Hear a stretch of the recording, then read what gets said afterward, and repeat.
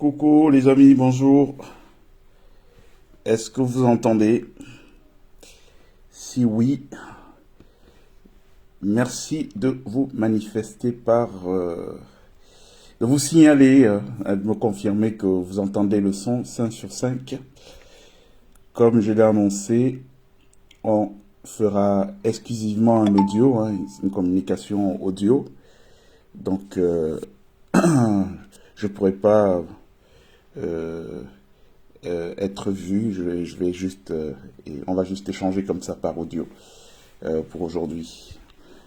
Alors, est-ce que vous m'entendez? Vous êtes là? Qui est là? Faites-nous signe d'où vous êtes connectés. Et si c'est des habitués, ben c'est bien toujours de me faire un petit coucou. Hein, c'est plutôt fraternel. Alors, il y a qui est connecté? Est-ce que le son est bon au moins? Puisque ce sera le son qui est privilégié aujourd'hui. Est-ce que vous entendez très bien? Vous savez le principe de la maison. Il ne faut pas être des masses pour faire nos communications. L'important, c'est ce que nous avons à dire et pas le nombre de personnes qui l'entendent. À la limite, les personnes qui l'entendent, c'est un privilège pour eux d'avoir accès à la connaissance gratuitement.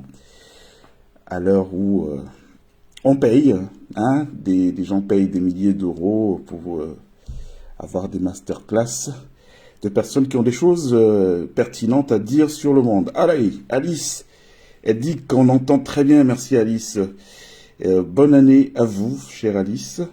Il y a Raymond Kamga qui est aussi là, depuis le Canada. Salut Raymond, meilleurs vœux.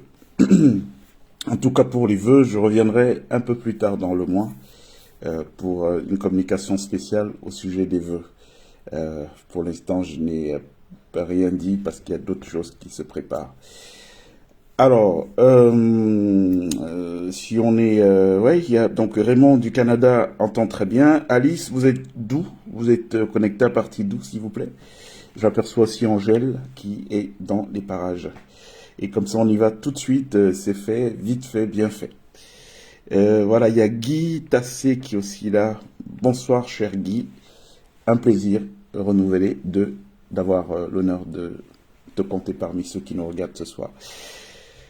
Donc Alice, vous êtes connectée depuis quel endroit du globe? Alors, je suis dans le sud de la France. Ben, c'est bien alors. Nicole aussi nous rejoint. Bonsoir, chère Nicole. Bonsoir, Angèle. Une fois de plus, on va y aller. Pour moi, c'est bon, là, on a un bon quorum. Alors, pourquoi j'ai voulu qu'on se parle aujourd'hui?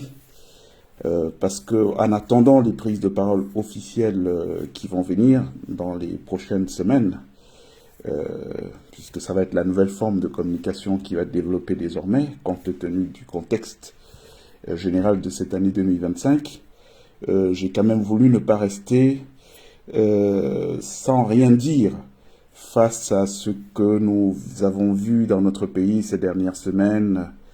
Et il y a notamment quelque chose qui m'a interpellé, c'est ce prêtre, ou plutôt un évêque, qui a fait une sortie dans le nord du Cameroun, appelant clairement au départ du vieux. Donc le vieux, c'est le président, c'est comme ça que moi je l'appelle,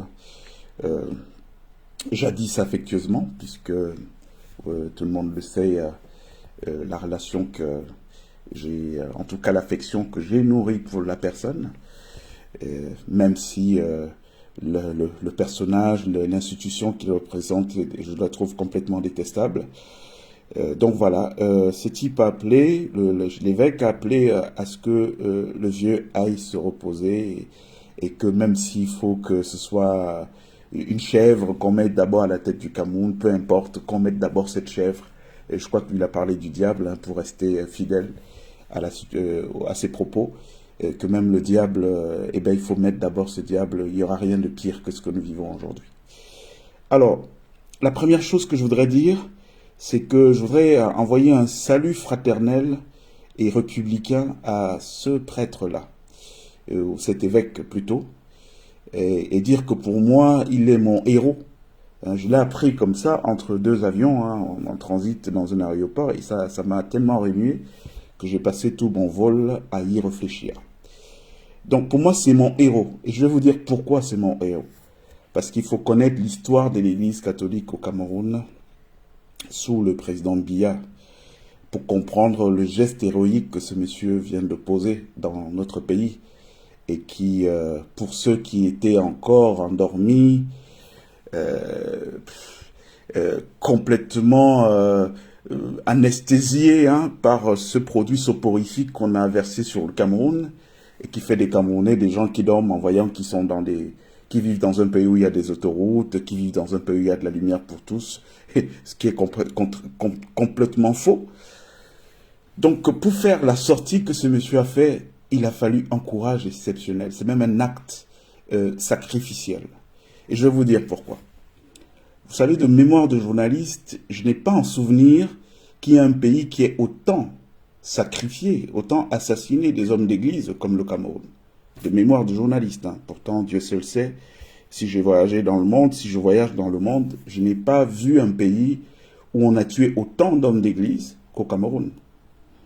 Je me souviens, j'étais à l'adolescence à l'époque, j'étais à Meyomessala, à Mezese, donc pas loin de Meyomessala, donc Vomeka, le village du président, quand ont été assassinés les sœurs de Sangmelima.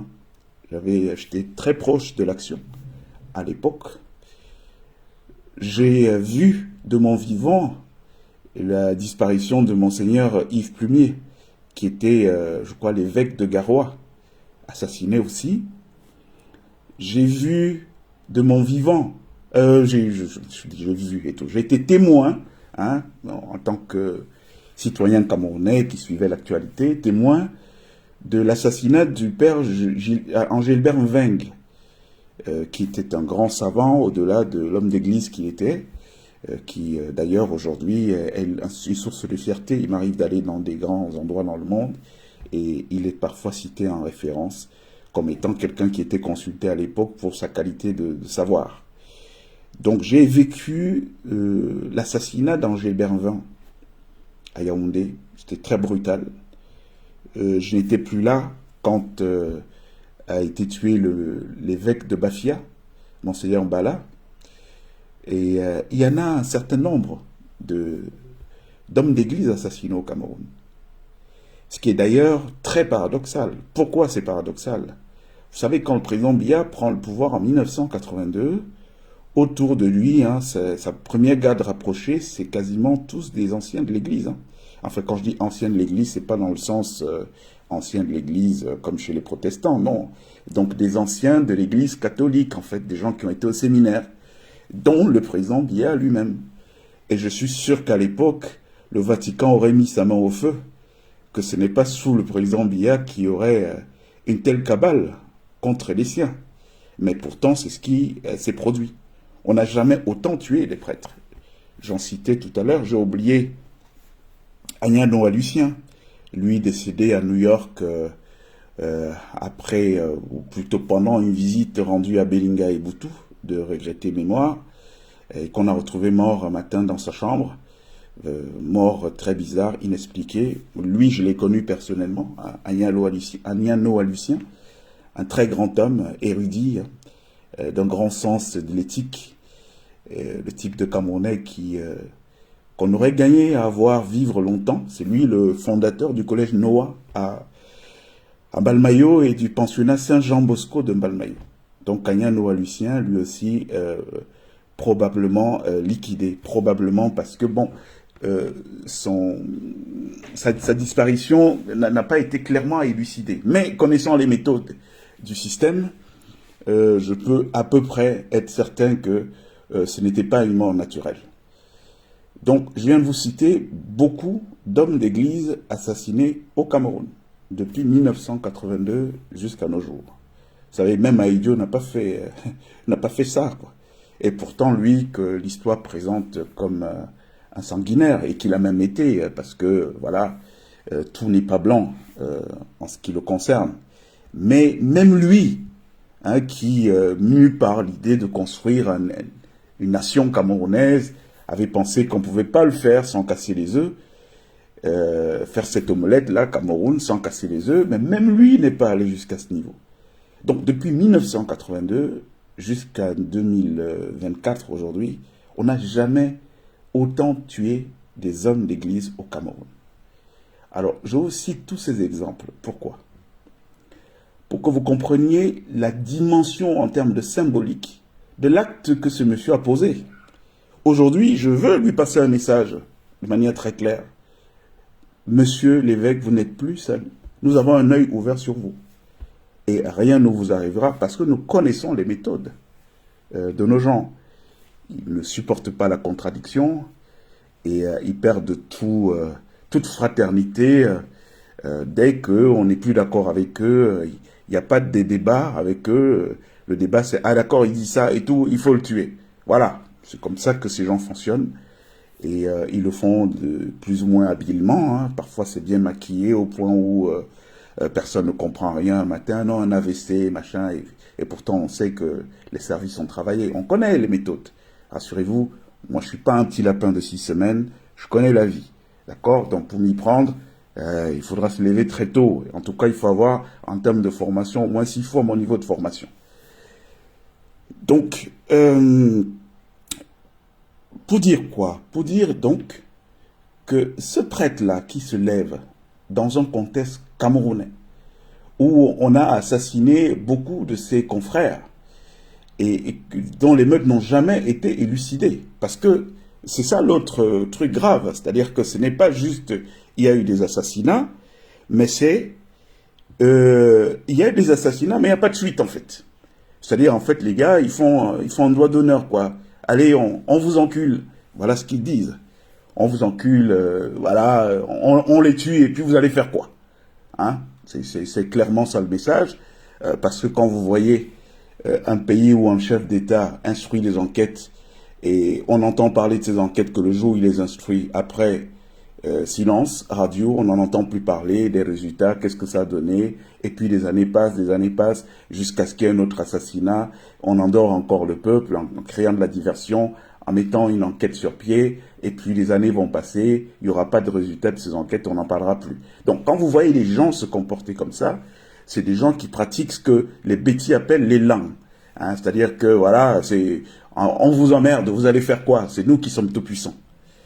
Donc l'acte que cet évêque a posé n'est pas un acte que nous devons considérer comme un acte banal.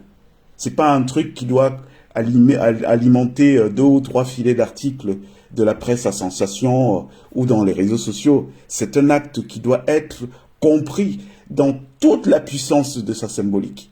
C'est un Camerounais conscient des dangers, conscient du côté génocidaire de ce régime qui a pris sur lui de mettre sa vie en danger, en faisant la petite phrase. Parce que cette phrase-là, pour vous, elle ne veut rien dire, mais vous avez vu les réactions qu'elle suscite dans le landerneau politique. Hein, j'ai entendu dire que cet incapable, inutile de Ferdinand Ngongor, il aurait, j'ai pas vérifié, hein, donc je parle au conditionnel, il aurait donné des instructions au ministre de l'administration territoriale pour que ce dernier serve une convocation administrative à cet évêque. Donc ce n'est pas simplement une déclaration à prendre comme ça et puis les Camerounais passent à autre chose, continuer à aller dans les bars. Il faut l'analyser, saisir la pertinence, la capacité, le caractère sacrificiel de cette prise de parole-là. Et pour ceux qui sont endormis encore, parce qu'on est nombreux qui sont endormis, mais beaucoup de ceux qui sont endormis, c'est pas toujours de leur faute. Hein, je vous ai dit que ce pays que vous voyez, c'est un pays où il y a eu une convocation des entités spirituelles négatives pour qu'ils viennent concourir à consolider un pouvoir qui est un pouvoir d'essence sataniste et qui ne peut rien apporter au Cameroun. C'est-à-dire qu'au jour d'aujourd'hui, le patriote que je suis en s'y réduit à dire à toute personne que je rencontre, où que ce soit dans le monde, et qui veut me parler d'un investissement au Cameroun, je lui dis pas le Cameroun. Parce que la place du Cameroun aujourd'hui n'est pas une place favorable à tout ce qui peut porter des germes de lumière. Les enfants de lumière n'y ont pas leur place en l'état actuel. Donc si tu veux aller perdre de l'argent, si tu veux aller te faire broyer, si tu veux aller te faire exécuter, tuer, ben vas-y. Mais sache que ce n'est pas le lieu. Hein, parce que le temps Kairos, on n'y est pas là. Voilà. Donc, moi, je dis une chose. Ce que je dis, c'est que nous avons pris l'habitude de souvent réagir quand on nous dit oh le Cameroun est en train de brûler, les gens disent ah de toute façon tant que c'est pas dans ma maison que ça brûle c'est pas grave, bon c'est au Nozo, bon c'est un peu loin le Nozo, après non c'est au nord, les coupeurs de oh non c'est au nord, on n'est pas concerné, donc chacun se bouche le nez. Vous vous souvenez qu'il y a quelques mois à rebours, quand j'ai pris l'initiative de commencer à communiquer pour dénoncer les dérives de ce système et surtout appeler à une prise de conscience pour qu'il y ait une insurrection. Je redis bien, moi je ne suis pas un type qui parle par derrière. Il faut que les choses soient très claires. La quasi-totalité du discours que je servirai de manière officielle est le discours que je sers de manière officieuse. Donc, tous les méthodes... Vous savez, il y a plein de gens qui m'appellent. Je sais que, bon, un tel m'appelle parce qu'on lui a demandé de m'appeler et pour prendre... Donc, je suis enregistré et tout. Moi, ça me fait marrer. Parce que... Et je leur dis tout le temps. Je leur dis, ne t'inquiète pas. Moi, ce que je te dis là, c'est ce que je dis déjà publiquement et tout. Si j'ai appelé à l'époque à un soulèvement populaire ou voire même à une prise du pouvoir par les armes au Cameroun, c'est pour une raison toute simple. C'est que j'ai bien conscience que ce pouvoir qui s'est construit sous d'autres rapports, c'est-à-dire qu'ailleurs, vous avez des gens qui sollicitent les suffrages universels de leur peuple parce qu'ils ont un projet commun à bâtir.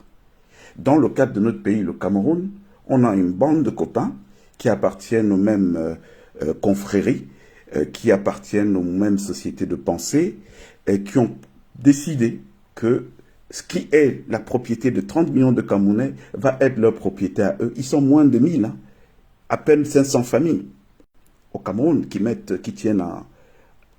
au pas les 30 millions de Camerounais. Malheureusement, quand je dis 500 familles, il me sera difficile de commencer à jeter l'anathème sur tel ou tel. Parce qu'à la fin, nous sommes tous des frères. Oui, nous sommes tous des frères. Exemple simple. Je vous le disais donc, quand j'ai commencé à pousser le vibrato sur ces questions et à dire aux Camerounais qu'on ne peut pas continuer à faire ça. Parce que vous savez, il y a des choses qu'on entend, mais il faut les vivre pour qu'elles puissent susciter le niveau d'indignation nécessaire. J'ai été étonné à l'époque, donc il y a quelques mois en arrière, de voir qu'il n'y a pas eu d'écho. Je n'ai pas entendu d'autres leaders d'opinion prendre la suite pour dire oui, bon, ce que ce monsieur dénonce, c'est pas bon, c'est pas des choses qu'on doit laisser passer. Les gens ont dit ah ouais non, c'est eux là, bon voilà, il était avec eux, ce qui est d'ailleurs faux, parce que quand on dit il était avec eux, il faut avoir participé d'une certaine manière ou non à la gestion de ce pouvoir. Je n'ai jamais eu un poste quelconque, je n'ai jamais bénéficié de quoi que ce soit de ce pouvoir, et donc je ne peux pas être considéré comme quelqu'un qui était avec eux. En revanche, pour les accointances que j'ai avec certains détenants du pouvoir, ça je le nierai jamais. Moi je suis un type qui assume ses amis, hein, encore plus dans la difficulté que quand tout va bien. Donc, à l'époque, les gens sont bouchés le nez, ils ont dit, oh bon, voilà, à la limite même, ils sont passés le mot, hein, entre ceux qui étaient payés par les mêmes de Yaoundé pour faire confidentialiser le message que j'essayais de passer, et ceux qui le faisaient parce que voilà, c'est dans l'ADN des Camerounais d'être négatif, pourquoi c'est lui, donc comme c'est lui, bon, il faut pas qu'il y ait d'écho. Moi j'ai ri. Pourquoi? Parce que j'avais dit un truc à l'époque qui était, c'est Martin Luther King qui le dit, qu'il a dit que toute injustice où qu'elle se produise est une menace pour la justice partout ailleurs. Donc ne voyez pas Angèle et Vina subir quelque chose qui n'est pas normal, qu'on ne doit pas faire subir à un être humain et vous laisser faire, soit disant, bon c'est Angèle et Vina. Parce que le faire, c'est créer ce qu'on appelle un appel d'air. Donc, j'ai vu aussi la semaine dernière une dame que je ne connais pas, en tout cas personnellement, dont j'entends parler dans les médias, Madame Com, avocate, qui aujourd'hui, est l'objet de persécution, si on peut dire ça comme ça, de ce pouvoir. Bon, il faut déjà que les choses soient très claires. Je vous l'ai dit, je ne la connais pas. En revanche, je sais que sur le plan familial, elle a des liens avec des gens de ma famille. Mais pour autant, je ne partage pas certaines valeurs qu'elle promeut. Oui, c'est pas ma came, c'est pas mon monde. Mais en tant que citoyenne du Cameroun, je trouve que ce qui lui arrive, mais c'est exactement ce que j'ai décrit il y a plusieurs mois à rebours, c'est ce que j'ai eu. J'ai vu quoi? J'ai vu qu'on lui a servi une convocation à se présenter au CED. Qui lui a écrit cette convocation? Un certain lieutenant-colonel Mbialo. Qui est Mbialo? C'est le même qui a fabriqué le faux mandat de recherche contre moi. Le faux mandat de recherche. Hein? Antidaté d'ailleurs, enfin quand je dis antidaté, comme c'était un truc faux, ils n'ont pas pris toutes les précautions et par la suite ils ont été grillés. C'est-à-dire que bon, Angèle et Vina, nous sommes en train de parler là, toi et moi aujourd'hui, il n'y a pas de problème entre nous. Et puis, sauf que dans une semaine, je voudrais qu'il y ait un mandat de recherche qu'on m'a servi par rapport à toi, qui remonte une semaine avant, au moment où toi et moi n'avons aucun problème. Ça n'a pas de sens. Donc c'est des choses qui font vite fait dans les bureaux, mais comme la plupart sont des cancres et des médiocres, donc ils ne prennent même pas le temps de bien faire le travail pour que, bon, même si ça doit être exploré par des yeux experts, eh bien que ce qu'on ne voit pas le faux. Donc, alors, c'est le même lieutenant-colonel Mbialo, hein, cet incapable là, qui s'est fait bastonner devant femmes et enfants par des bandits, il n'a même pas été capable de moufter. Donc, la seule chose, la seule force qu'il a, qu'il trouve, c'est de pouvoir au service de Ngongo, parce que, je vous le dis là aujourd'hui, hein, il faut que les gens le sachent, moi je viens de vous dire, je ne connais pas Alice Com, hein, je n'ai pas de sympathie particulière pour les valeurs qu'elle défend, mais cela dit, je suis un démocrate. Elle est une citoyenne camerounaise, elle a le droit d'avoir des idées contraires, et en tant que démocrate, je suis pour la coexistence d'idées contraires. Et donc, je ne vais pas me taire sous prétexte que je ne la connais pas, quand je la vois victime de la même chose qui m'est arrivée, de la même chose qui est arrivée à plein de Camerounais entre-temps, mais qui ne serait peut-être pas en train d'arriver aujourd'hui. Si quand, au moment où la sonnette d'alarme a été tirée, pour dire, mais attention, nous avons aujourd'hui notre État qui est privatisé par des mafias. Et ces mafias-là, elles portent le sceau de la République. Je ne sais pas si vous vous rendez compte. Alors, Madame Com, elle habite Douala. Pourquoi est-elle convoquée au secrétariat d'État à la Défense? La gendarmerie nationale est repartie dans toutes les circonscriptions administratives du Cameroun. Pourquoi n'est-elle pas reçue? Et donc, vous voyez, c'est le même scénario. C'est-à-dire, dès que j'ai vu lieutenant Mbia, j'ai compris tout de suite d'où ça venait. C'est-à-dire qu'il n'y a même pas besoin de faire de dessin. Quand j'ai vu qui lui porte plainte à cette dame-là, haute humanité, j'ai compris. C'est le même dessin, ça fonctionne toujours de la même façon. C'est-à-dire que ces gens, ils n'ont même pas le temps, hein, complètement aveuglés par le pouvoir qu'ils vont perdre là, ces petits cons. Hein, aveuglés par ce pouvoir qu'ils vont perdre bientôt, ces petits cons, et on va être obligé de commencer encore à faire des faveurs. Parce que, préparez-vous, on sera bien obligé de pardonner à ces cons. Oui, on va être obligé parce que c'est les familles. Vous allez voir des gens surgir de nulle part pour vous dire les liens de parenté avec un X ou Y et de vous dire comment vous prenez responsabilité de traverser son sang ou en le faisant liquider. C'est ce qui va se passer. On sera obligé de passer l'éponge sur pas mal de choses, même si ces gens-là, aujourd'hui, ne sont pas du tout dans le même état d'esprit. Eux, ils sont dans un état d'esprit où, comme ça se passe là, hein, c'est-à-dire, c'est un truc qui a dû se fomenter entre eux. Bon, voilà, ces dames-là, Paul, tu vas l'appeler, comme un peu l'instrumentalisation avec l'affaire de l'évêque. Parce que quand on dit que à Paul, on a demandé, je parle d'Atanganji, de convoquer cet évêque, convocation administrative, mais moi, ça m'a fait rire. Je me suis dit, mais c'est vraiment dangereux le système dans lequel on est. Alors, qui est Paul Atanganji? Moi, c'est un mec que je connais comme quelqu'un de sympathique. Hein. C'est-à-dire que tout le côté crasse là, j'ai toujours mis ça sur le fait de, bon, allez, on n'est pas préparé à arriver à ce type de responsabilité. Le pouvoir, parfois, ça grise. Et certaines personnes perdent la tête au contrôle du pouvoir. C'est pour ça qu'on dit qu'un grand pouvoir correspond à grande responsabilité. Le pouvoir n'est pas fait pour être mis entre les mains de n'importe qui, de tout le monde. Mais alors, la personne à qui on demande de convoquer, l'évêque en question, de lui servir une convocation administrative. Alors, c'est qui ce type-là, Paul Atangoji? Ben, c'est quelqu'un qui va à l'église tous les matins, vérifier, pour ceux qui sont à Yaoundé.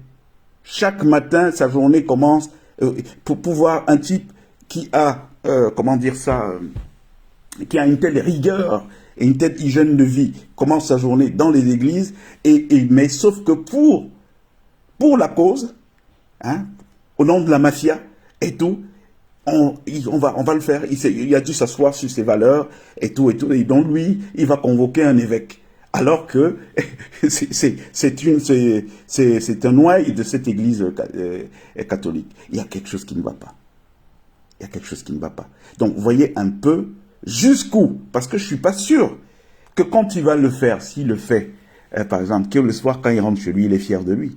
Mais lui-même, il est otage du système de la mafia qu'ils ont construit. Tout comme le vieux est le propre otage de la propre mafia qu'il a mis en place aujourd'hui, qui est obligé de le condamner à vouloir mourir au pouvoir. Parce qu'il sait très bien ce qui va se passer. Il sait très bien qu'il a eu le temps d'arranger les choses. Et arranger les choses, c'était quoi? C'est très simple. On mea culpa, l'erreur est humaine, et tout. Maintenant, qu'est-ce qu'on peut faire pour la suite? Vous savez, il y a beaucoup de gens qui convoquent les faits exogènes pour justifier l'inertie de la gouvernance camerounaise. Il y a certes de l'exogène, mais il y a beaucoup d'endogènes. Il y a beaucoup d'endogènes, je vais vous dire. Parce que j'entends les gens souvent dire, oui, les amis des Occidentaux, ils vont venir faire... Mais regardez la Côte d'Ivoire.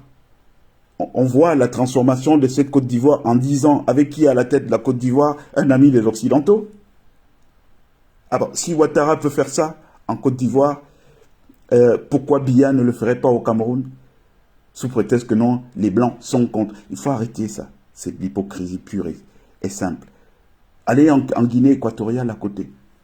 Utilisateurs du franc CFA. Demandez-leur comment eux ils font avec le même franc CFA pour construire autant d'autoroutes dans leur pays, autant d'infrastructures. Autant d'infrastructures que même leur population là-bas ne peut pas exploiter parce qu'ils ne sont pas assez nombreux. Comment ils font eux? C'est-à-dire qu'il y a un mal qui est d'abord local. Et ce mal qui est d'abord local, ils savent d'où ça vient. Ils savent, parce que c'est ça. Quand on convoque des entités ailleurs pour des simples desseins égoïstes, ben, ce que ça produit, c'est que quand ces entités arrivent et s'installent, elles veulent toujours du sang, un peu plus de sang. Et à la fin, on ne peut plus s'affranchir de ces entités. Donc voilà le combat spirituel qu'il va falloir mener par la suite. C'est l'un des combats qu'il va falloir mener par la suite, c'est ce combat spirituel. Comment on chasse ces choses qu'on nous a amenées au Cameroun là, qui sont venues lobotomiser les cerveaux, qui sont venus endormir les gens. Mais bon, c'est un autre sujet. C'est pas pour ça que je vais parler. C'est pas de ça que je vais parler. Alors, donc, je voulais attirer votre attention sur ça. Qui convoque Madame comme la personne qui convoque Madame comme, c'est le bras armé, le bras séculier. C'est-à-dire, quand ils font à la gendarmerie, au CEDRMD, le CED n'est même pas au courant. Hein. Ah oui, parce qu'il faut connaître comment ça se passe. C'est-à-dire qu'aujourd'hui, on a une gendarmerie. À la tête de la gendarmerie, il y a officiellement un patron qui est le CED. Mais cette gendarmerie est en pilotage automatique depuis le palais de la République, depuis le secrétaire général de la présidence. C'est-à-dire c'est M. Ngongo, quand il a ses comptes à régler, qui prend son téléphone et qui dit, bon, il y a X là et tout, faites-le convoquer. Et c'est lui qui colle les motifs. Hein. Donc parfois, vous êtes entendu au CED, vous êtes dans les géoles là-bas, et la personne qui mène l'interrogatoire, c'est M. Ngongo, depuis le palais de la République. Je ne vous raconte pas des fadaises. Hein. Pour ceux qui sont introduits, ils peuvent vous confirmer ce que je vous dis. Et c'est eux qui décident de vous coller. L'un de leurs trucs qu'ils adorent, c'est le complot contre la sûreté de l'État et tout ça. Ils adorent ça. Hein, c'est trop facile à mettre. Et donc, du coup, là, on vous embarque dans le truc de tribunal militaire et compagnie, qui est bien entendu sous contrôle. Parce que de l'autre côté, un tribunal civil, ça tombe dans des forces qui sont antagonistes. C'est pas trop ils sont pas trop en odeur de sainteté avec le ministre de la Justice actuel, donc ça peut être torpillé. Donc voilà, ils amènent le tribunal militaire parce que là-bas, ils ont la main. Voilà.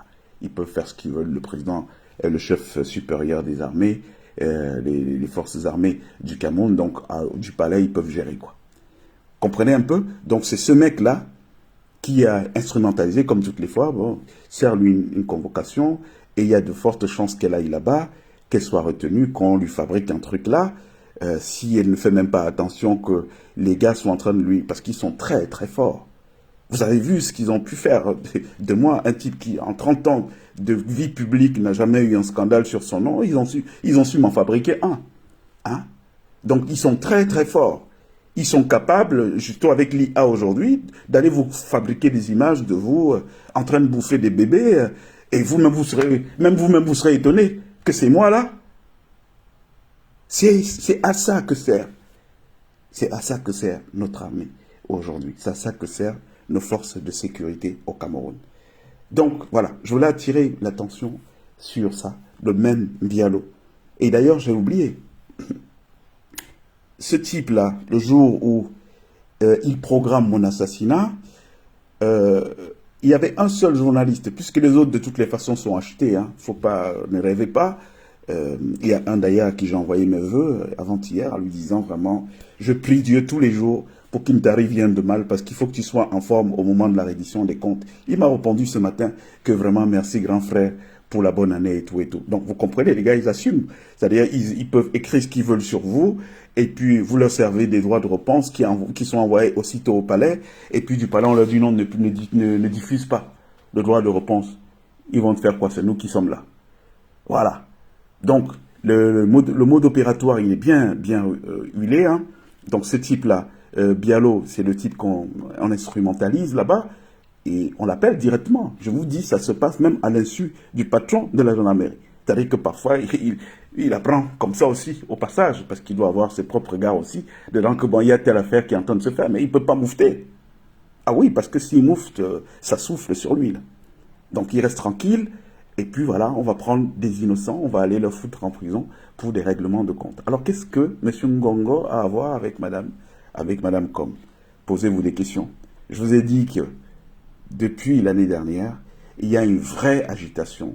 Cette agitation est liée au contrôle du pouvoir de l'après-Biya. Et c'est ça que vous voyez continuer. Aujourd'hui, il faut museler toutes les voix qui peuvent s'élever, qui peuvent être dans la contestation. Et malheur à vous, si, comme nous, vous n'avez pas fait Cuba, vous n'avez pas appris la survie et tout, oui, parce que on vous mange hein, comme un pâté, quoi, à la petite cuillère. Hein. Donc, voilà, c'était pour attirer votre attention. Je ne sais pas si cette dame elle-même a fait cette analyse, hein, à partir de qui lui porte plainte, et après la plainte en question, qui la convoque. C'est le même hein, qui va émettre un mandat de recherche. Parce que ça, ils sont très forts. On vous pond un truc là qu'on balance dans les groupes WhatsApp de la police, de la gendarmerie. Ce n'est pas officiel, mais officieusement, si. Vous tombez sur n'importe quel policier. Ah, mais tiens, j'ai vu dans nos réseaux, là, hein, dans nos groupes là, que non. Est-ce que vous n'êtes pas recherché par hasard par la police de la gendarmerie? Attendez un peu là. Et le gars, il va dans son truc WhatsApp et il regarde dedans. Et puis, oui, il y a un truc là. Bon, non, on est obligé de vous garder d'abord. On va appeler tel numéro qui est mentionné. On vient vous prendre. De manière complètement illégale. Complètement illégale. Donc, voilà. C'est comme ça que ça fonctionne. Je voulais donc aujourd'hui, en fait, vous dire deux choses. La première chose, il faut faire de ce monsieur-là, cet évêque-là, un héros. Il faut faire de lui un héros. Il y en a d'autres, mais il y a des communications à venir les prochaines semaines. Mais ne prenez pas au premier degré ce que ce type s'est permis de dire. Et vous avez vu le pouvoir avec ces turiféraires, ces gens qui ne sont pas capables de dire que ça ne va pas, mais qui trouvent juste la force de venir contester toutes les fois qu'il y a quelqu'un qui lui prend son courage pour dire que les choses ne vont pas. Hein? On a vu des évêques sortir d'ailleurs pour dire que non, c'est pas le rôle de l'Église. Des gens qui nous disent que c'est pas le rôle de l'Église, alors que les mêmes aujourd'hui ont toujours utilisé l'Église pour en faire un symbole de légitimité, qui oublie le nombre de fois où on a reçu le pape Jean-Paul II au Cameroun, en grande pompe, qui oublie séparation des pouvoirs, l'Église et l'État. Qu'est-ce que ça a à voir? On les a reçus. En ce moment, il n'y a pas de problème, quoi. Bon, mais là, maintenant que, bon, voilà, mais l'Église fait son travail. Hein. Vous voulez prêcher quoi? Prêcher l'évangile, la bonne parole à des gens qui sont en souffrance et complètement ignorer leur souffrance. Et vous avez des Camerounais qui soutiennent ça et qui font l'erreur de continuer à s'afficher. Parce que tout ça, le malheur aujourd'hui, c'est qu'on n'est plus dans les années 90. Dans les années 90, vous pouviez faire des choses que les gens allaient oublier. Mais tout est consigné aujourd'hui sur la toile. J'ai même vu un député du RDPC faire une sortie dans laquelle il fustigeait ce type-là. Pourquoi il a parlé, pourquoi il n'a pas parlé. Mais je dis, mais ces gens-là, mais en même temps, je comprends, quoi. Vous ne pouvez pas attendre des gens qu'on couche, des hommes qu'on couche, vous ne pouvez pas attendre d'eux qu'ils aient des réactions d'hommes normaux. Hein. Il n'y a plus d'énergie, donc voilà, c'est des petites femmelettes. Voilà. Donc, sans manquer de respect aux femmes, hein, parce que je pense elles ont beaucoup plus de mérite et tout. Donc, ce type-là, mes chers frères et sœurs, c'est quelqu'un que chaque Camerounais doit avoir, garder son nom quelque part et avoir une pensée pour lui dans les prières. Nous, pour ce qui nous concerne, notre travail déjà fait, il est déjà répertorié quelque part et nous avons les yeux braqués sur lui. Nous connaissons les méthodes de ce système-là, savons comment il agit. Et autant il infiltre les gens à l'extérieur, autant nous l'avons aussi infiltré. On sait ce qui se passe, toutes les actions qui doivent être menées et tout. Donc, il n'arrivera à rien à ce type-là.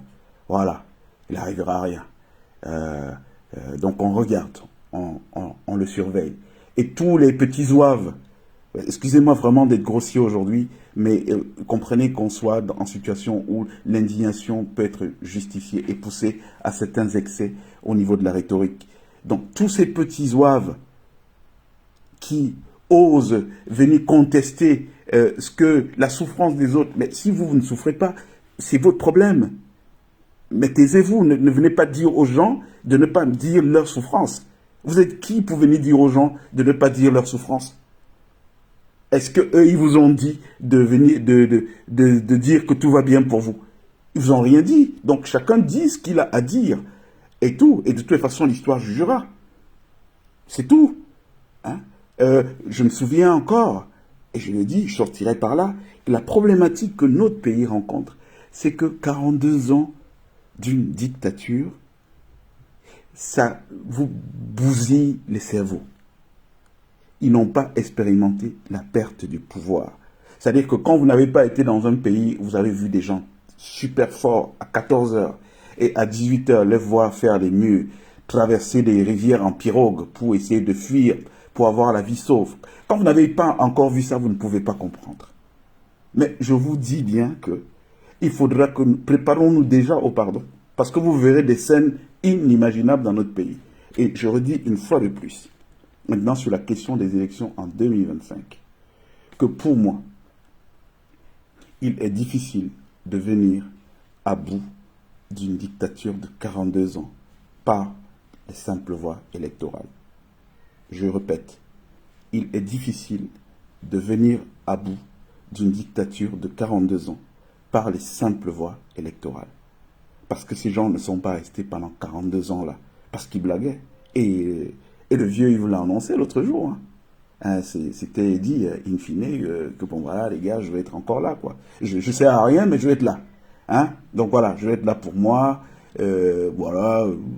Oui, il est bon le fromage. Pourquoi je laisserais? Hein? Je vais bien être. Je suis pas encore épu. Il faut que je continue à me gaver. Et voilà, je m'en fous de vos plaintes. Vous voyez des gens comme ça qui prennent la parole publique et tout pour qu'elle ne serve à rien. C'est-à-dire que c'est comme un jeu d'enfant dans leur bouche, quoi. Et pendant des années, ils viennent et répètent les mêmes choses, les mêmes mensonges. Hein? Et puis voilà, ça les gêne même pas. Vraiment, le niveau qu'on a atteint dans notre pays, là, je demande à tous ceux qu'on appelle autorités religieuses, traditionnelles, qui n'ont pas quelque chose à dire, qui va dans le sens d'améliorer la vie des Camerounais, qu'ils la ferment. Qu'ils la ferment. Parce qu'ils sont aujourd'hui dépossédés de tout pouvoir. Et je le dis parce que le pouvoir se donne par la parole et il peut aussi s'enlever par la parole. Ils sont dépossédés de tout pouvoir, de faire quoi que ce soit, de tout pouvoir sur le destin collectif, parce qu'ils ont tous failli à leur mission. Que les gens ne disent rien parce qu'ils préservent leurs petits avantages, ça va. Mais qu'ils se permettent de vouloir contredire ou bien de vouloir mettre à l'index des gens qui se plaignent, et avec raison. Qui va nous dire aujourd'hui que le Cameroun est un pays qui se porte bien? Mes chers frères et sœurs, nous sommes tous là. Qui peut nous le dire? Des gens privatisent la fortune publique, ils prennent l'argent public pour construire des maisons et il n'y a même pas de route pour arriver à leur maison. Vous vous rendez compte de ça? Et depuis des années, on a des enfants qui sont assis dans les maisons, travaillent pas, ils en font rien et tout. Et puis, des gens se lèvent pour dire que bon, voilà, il faut pas contester, voilà. Non, le vieux a échoué. Et je suis désolé, moi, je suis un de ses fils. Je le lui dis et j'ai appelé à son départ il y a quelques mois à rebours. Il faut qu'il parte, le vieux. Et je le dis parce que j'ai de l'affection, de la tendresse pour lui. Combien parmi tous ces gens qui disaient à Idio à l'époque, ah non, vraiment, Amassa, tu es le meilleur, combien ont déjà fait le déplacement à Dakar pour aller se prosterner devant sa tombe, se recueillir devant sa tombe? Vous n'en verrez aucun de ces gens-là. Pourtant, à l'époque, c'est eux qui encourageaient tous ces hypocrites qui sont à mettre les gens enfoncer les gens davantage dans le tombeau. Aucun d'eux ne va là-bas. Donc, Aïdio subit seul le propre d'être enterré loin de ses terres. D'accord? Et c'est la même chose qui se passera avec le vieux. Puisqu'il a décidé d'écouter tous les petits courtisans qui viennent lui raconter des conneries. Et parce qu'ils en profitent pour s'enrichir, eux et leurs proches et tout. Nous, on est des gens vrais. C'est-à-dire que moi, je ne suis pas étonné. Si c'est lui que le Seigneur appelle demain avant moi, vous me verrez aller faire le même travail de mémoire. Parce que j'ai dit, en dehors de l'homme politique, donc j'exècre la politique, mais vraiment je la vomis avec la plus grande force. Je connais l'homme, et l'homme a des qualités. Et donc au nom de ces qualités-là, et des choses aussi positives que je l'ai vu faire dans sa vie privée et tout, je serai parmi ceux qui vont aller fleurir sa tombe et tout, le moment venu. Si Dieu, parce qu'il ne faut pas être dans les certitudes, si Dieu le rappelle avant nous autres et tout, je ferai partie de ceux qui iront et tout. Mais tous ces hypocrites-là autour de lui, qui essaient de lui faire croire que non, il est maire et tout, aucun d'eux, ni pour lui, ni pour sa famille. C'est encore à nous qu'on demandera de protéger sa famille, qui aujourd'hui joue des grands bras et qui passe pour des gens qui font arrêter des gens, interpeller des gens à bout de bras. Donc voilà, les amis, c'est ce que je voulais vous dire. Je ne sais pas si c'était assez intéressant. Je vais prendre quelques réactions. Il y a Nicole Ngohenje qui dit « J'ai grandi avec les assassinats et pendaisons ». Oui, effectivement. Il y a qui d'autre là? Allez, mes messages vont. Ces pays fonctionnent à l'envers, vraiment des nuls qui gouvernent des intelligents, mes frères et sœurs camerounais, un peuple aussi intelligent, la poudre de perlimpinpin, que les habitants respirent à anesthésier tout le monde, mon Dieu. Oui, effectivement, Angèle et Evina. Merci de dire ça, Nicole Henje qui dit Morgane, Maman Alice, comme nous sommes du même quartier à Douala. Oui, voilà. Donc, il faut neutraliser toute voix qui peut porter.